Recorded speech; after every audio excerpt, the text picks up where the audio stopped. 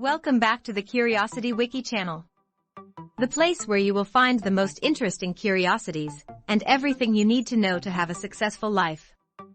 Hey, if you're here, don't forget to subscribe to the Curiosity Wiki YouTube channel.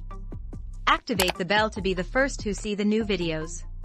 Even if we aren't aware of it, the weather has the ability to influence our thoughts and actions. It is possible to alter your beliefs and behaviors simply by altering the room's temperature.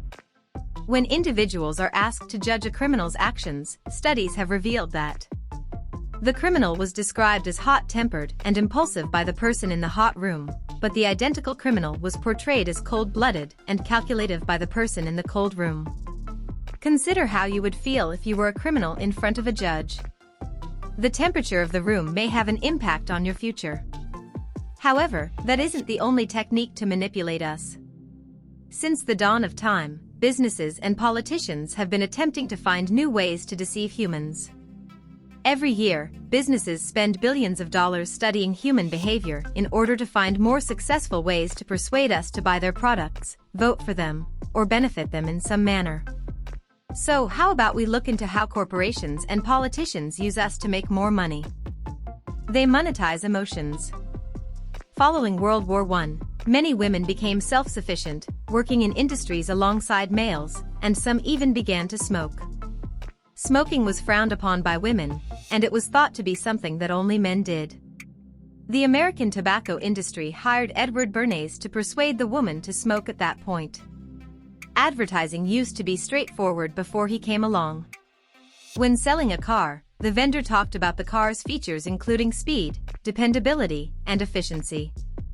And you didn't try to persuade the young people that driving Porsche makes you a great man. No one has ever considered manipulating children in order for them to manipulate their parents. Bernays recognized that while discussing product attributes, individuals tend to think with their heads and make sensible conclusions.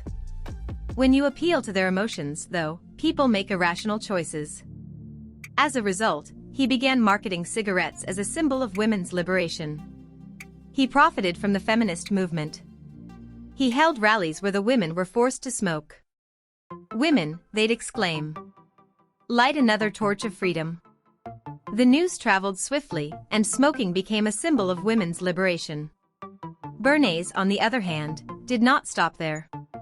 He began advertising it in newspapers, radio stations, and other places. This method may appear too simple to work, but 1/3 of American women began to smoke during the next few decades. Apple's products are always associated with family, pleasure, and prosperity. As a result, possessing an Apple product implies that you are hip and successful. As a result, most people will be unaware that they are being manipulated. Lock you into 2 false lies.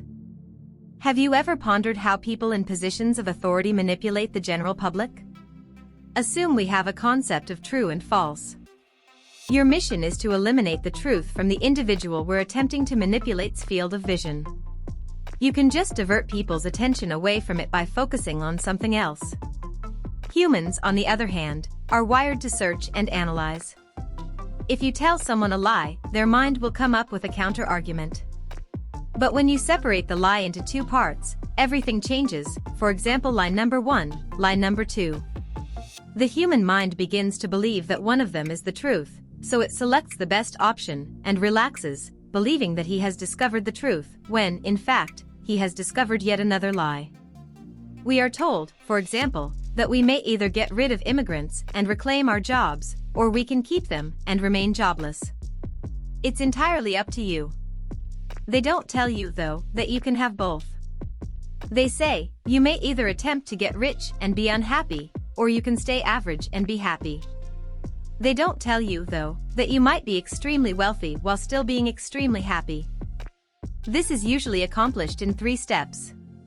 To begin, create a situation that will draw attention to itself. On the opposite side of the world, the evil people want to bomb us. We shall be annihilated if we do nothing. This distracts people.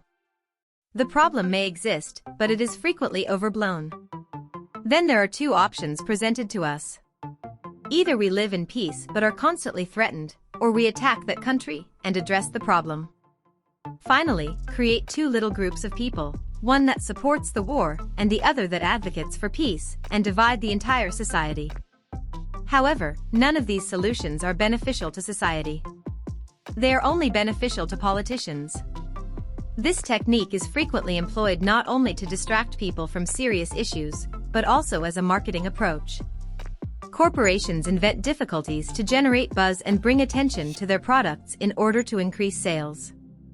Manipulate our environment. If you've ever been to a hypermarket like Walmart, you've probably noticed that there are no windows, and this isn't by chance. They don't want you to know what time of day it is, so you will spend more time in the store. When you're outside, it's already dusk, and it's time to go home, but it's the same inside the mall. Of course, you can check the time on your phone, but what if it runs out of battery, or you leave it at home?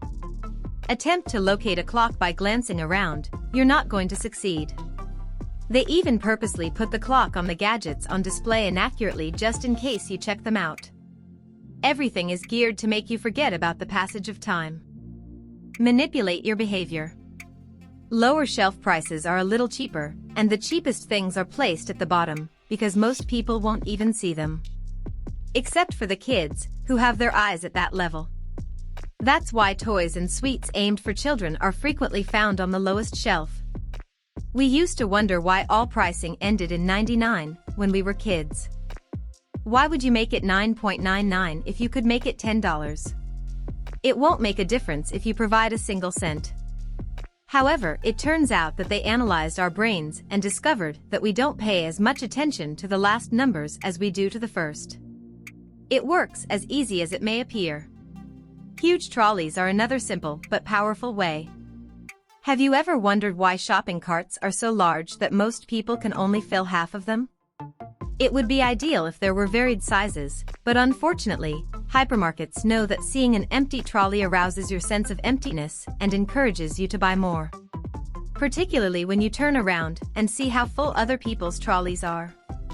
Now, let's talk about milk and bread, which are two necessities that everyone purchases. They're strategically distributed throughout the business.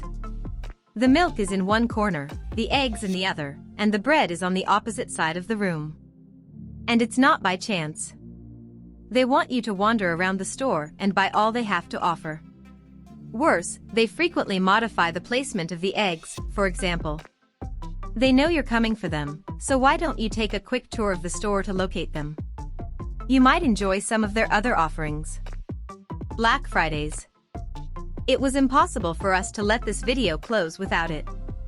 Because prices are low and supplies are scarce, Black Fridays generally result in brawls. It's just another form of marketing. They happen all year when a new collection is released and you need to get rid of the old ones. And what better way to do that than to let people struggle for what's left? Thank you for watching this Curiosity Wiki video. Maybe you would like one of the next videos. If you like our videos, don't forget to subscribe, like and share.